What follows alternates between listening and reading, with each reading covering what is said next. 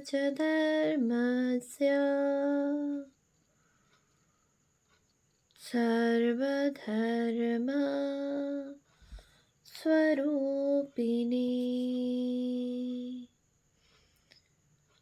अवतार वरिष्ठाय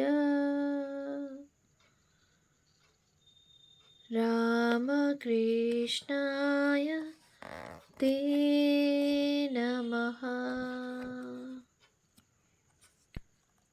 শ্রী শ্রী রামকৃষ্ণ কথামৃত শ্রীম কথিত প্রথম খণ্ড। তব কথামৃতম তপ্ত জীবনম কবিভিড়িতম কলমশাপহম শ্রবণমঙ্গলম শ্রীমদাততম ভুবি গৃণন্তি ये পুরিদা জনা। শ্রীমদ্ ভাগবত গোপী গীতা, পৃষ্ঠা সংখ্যা 152, 1883, 11 মার্চ। অষ্টম পরিচ্ছেদ। ঠাকুর শ্রী রামকৃষ্ণ নিত্যসিদ্ধ ও কৌমার বৈরাগ্য। রাখালের বাপ বসিয়া আছেন। রাখাল আজকাল ঠাকুরের কাছে রহিয়াছেন। রাখালের মাতা ঠাকুরানীর পরলোক প্রাপ্তির পর পিতা দ্বিতীয় সংসার করিয়াছেন। রাখাল এখানে আছেন, তাই পিতা মাঝে মাঝে আসেন। তিনি ওখানে থাকাতে বিশেষ আপত্তি করেন না। ইনি সম্পন্ন ও বিষয়ী লোক। মামলা মোকদ্দমা সর্বদা করিতে হয়। ঠাকুর শ্রী রামকৃষ্ণের কাছে অনেক উকিল, ডেপুটি ম্যাজিস্ট্রেট ইত্যাদি আসেন। রাখালের পিতা তাহাদের সঙ্গে আলাপ করিতে মাঝে মাঝে আসেন। তাহাদের নিকট বিষয় কর্ম সম্বন্ধে অনেক পরামর্শ পাইবেন। ঠাকুর শ্রী রামকৃষ্ণ মাঝে মাঝে রাখালের বাপকে দেখিতেছেন। ঠাকুরের ইচ্ছা রাখাল তাঁর কাছে দক্ষিণেশ্বরে থাকিয়া যান। শ্রী রামকৃষ্ণ রাখালের বাপ ও ভক্তদের প্রতি, আহা, আজকাল রাখালের স্বভাবটি কেমন হয়েছে! ওর মুখের দিকে তাকিয়ে দেখো, দেখতে পাবে মাঝে মাঝে ঠোঁট নড়ছে। অন্তরে ঈশ্বরের নাম জপ করে কিনা, তাই ঠোঁট নড়ে। এসব ছোকরারা নিত্য সিদ্ধের থাক, ঈশ্বরের জ্ঞান নিয়ে জন্মেছে। একটু বয়স হলেই বুঝতে পারে সংসার গায়ে লাগলে আর রক্ষা নাই। বেদেতে হোমা পাখির কথা আছে। সে পাখি আকাশেই থাকে, মাটির উপর কখনো আসে না।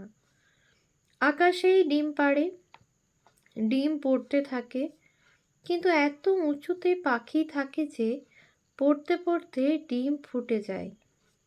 তখন পাখির ছানা বেরিয়ে পড়ে, সেও পড়তে থাকে। তখনও এত উঁচু যে পড়তে পড়তে ওর পাখা উঠে ও চোখ ফোটে। তখন সে দেখতে পায় যে আমি মাটির উপর পড়ে যাব। মাটিতে পড়লেই মৃত্যু, মাটি দেখাও যা। অমনি মার দিকে চোঁচা দৌড়, মাটি দেখাও যা, অমনি মার দিকে চোঁচা দৌড়। একবার উঠতে আরম্ভ করে দিল, যাতে মার কাছে পৌঁছতে পারে। একবারে উঠতে আরম্ভ করে দিল, যাতে মার কাছে পৌঁছতে পারে। 1 লক্ষ্য মার কাছে যাওয়া। এসব ছোকরারা ঠিক সেই রকম। ছেলেবেলায় সংসার দেখে ভয়, এক চিন্তা, কিসে মার কাছে যাব, কিসে ঈশ্বর লাভ হয়। যদি বলো বিষয়ীদের মধ্যে থাকা, বিষয়ীদের ঔরসে জন্ম, তবে এমন ভক্তি, এমন জ্ঞান হয় কেমন করে? তার মানে আছে। বিষ ঠাকুরে যদি ছোলা পড়ে, তাহলে তাতে ছোলা গাছই হয়। সে ছোলাতে কত ভালো কাজ হয়। বিষ ঠাকুরে পড়েছে বলে কি অন্য গাছ হবে? আহা, রাখালের স্বভাব আজকাল কেমন হয়েছে! তা হবে নাই বা কেন? ওল যদি ভালো হয়, তার মুখিটিও ভালো হয়। সকলের হাস্য। যেমন বাপ তার তেমনি ছেলে, যেমন বাপ তার তেমনি ছেলে। মাস্টার, একান্তে গিরীন্দ্রের প্রতি। সাকার নিরাকারের কথাটি ইনি কেমন বুঝিয়ে দিলেন। বৈষ্ণবেরা বুঝি কেবল সাকার বলে। গিরীন্দ্র: তা হবে, ওরা একঘেয়ে। মাস্টার: নিত্য সাকার। আপনি বুঝেছেন স্ফটিকের কথা? আমি ওটা ভালো বুঝতে পারছি না। শ্রী রামকৃষ্ণ মাস্টারের প্রতি: হ্যাঁ গা, তোমরা কি বলা বলি করছো? মাস্টার ও গিরীন্দ্র একটু হাসিয়া চুপ করিয়া রহিলেন। বৃন্দে ঝি রামলালের প্রতি: ও রামলাল, এ লোকটিকে এখন খাবার দেও। আমার খাবার তারপরে দিও। শ্রী রামকৃষ্ণ: বৃন্দেকে খাবার এখনো দেয় নাই?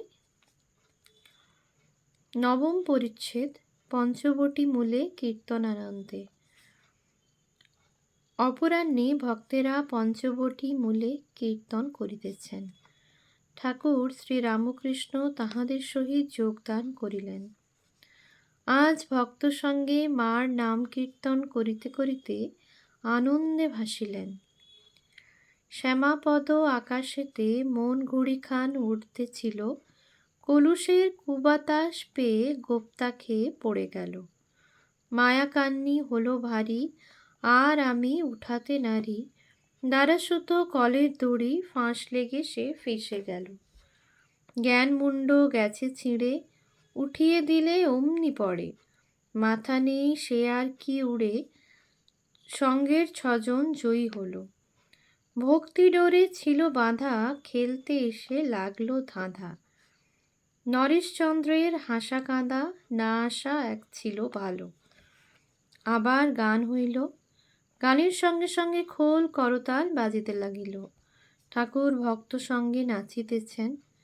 মজল আমার মন ভ্রমরা শ্যামাপদ নীলকমলে, শ্যামাপদ নীলকমলে কালীপদ নীলকমলে। যত বিষয় মধু তুচ্ছ হলো, কামাদি কুসুম সকালে। চরণ কালো ভ্রমর কালো, কালোই কালো মিশে গেল। পঞ্চতত্ত্ব প্রধান মত্ত, রঙ্গ দেখে ভঙ্গ দিলে। কমলাকান্তেরই মনে আশা পূর্ণ এতদিনে, তাই সুখ দুঃখ সমান হলো আনন্দ সাগর উথলে। কীর্তন চলিতেছে, ভক্তেরা গাহিতেছেন এক। শ্যামা মা কি এক কল করেছে, কালী মা কি এক কল করেছে, 14 পোয়া কলের ভিতরই কত রঙ্গ দেখাতেছে। আপনি থাকি কলের ভিতরই, কল ঘুরায় ধরে কলডুরি, কল বলে আপনি ঘুরি, জানে না কে ঘুরাতেছে। যে কলে জেনেছে তারে, কল হতে হবে না তারে। কোন কলের ভক্তি ডোরে আপনি শ্যামা বাঁধা আছে। 2 ভবে আশা খেলতে পাশা, কত আশা করেছিলাম, আশার আশা ভাঙা দশা, প্রথমে পঞ্জুরি পেলাম।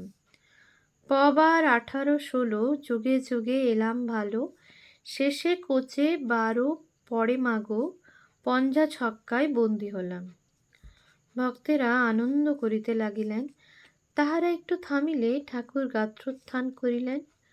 ঘরে ও আশেপাশে এখনো অনেকগুলি ভক্ত আছেন। ঠাকুর শ্রী রামকৃষ্ণ পঞ্চবটী হইতে দক্ষিণাস্য হইয়া নিজের ঘরের দিকে যাইতেছেন, সঙ্গে মাস্টার। বকুলতলায় আসিলে পর শ্রীযুক্ত ত্রৈলোক্যের সহিত দেখা হইল। তিনি প্রণাম করিলেন। শ্রী রামকৃষ্ণ ত্রৈলোক্যের প্রতি: পঞ্চবটীতে ওরা গান গাচ্ছে, চলো না একবার। ত্রৈলোক্য: আমি গিয়ে কি করব? শ্রী রামকৃষ্ণ: কেন, বেশ একবার দেখতে। ত্রৈলোক্য: একবার দেখে এসেছি। শ্রী রামকৃষ্ণ: আচ্ছা আচ্ছা, বেশ। 10ম পরিচ্ছেদ। ঠাকুর শ্রী রামকৃষ্ণ ও গৃহস্থ ধর্ম।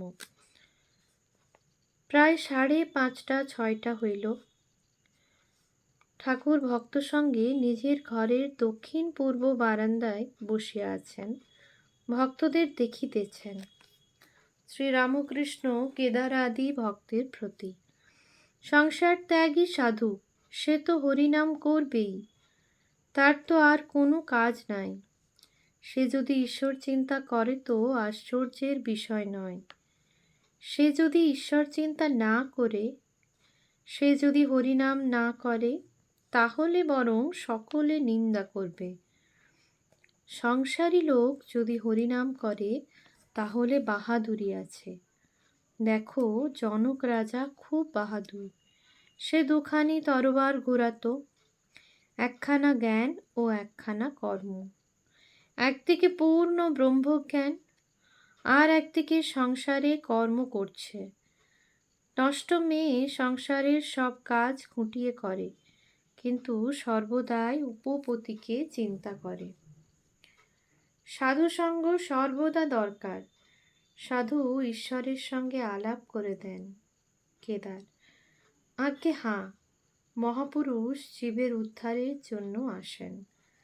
যেমন রেলের ইঞ্জিন, পেছনে কত গাড়ি বাঁধা থাকে, টেনে নিয়ে যায়। অথবা যেমন নদী বা তড়াগ, কত জীবের পিপাসা শান্তি করে। ক্রমে ভক্তেরা গৃহে প্রত্যাবর্তনের জন্য প্রস্তুত হইলেন। একে একে সকলে ঠাকুর শ্রী রামকৃষ্ণকে ভূমিষ্ঠ হইয়া প্রণাম করিলেন ও তাহার পদধূলি গ্রহণ করিলেন। ভবনাথকে দেখিয়া ঠাকুর বলিতেছেন, তুই আজ আর যাস নাই, তোদের দেখেই উদ্দীপন।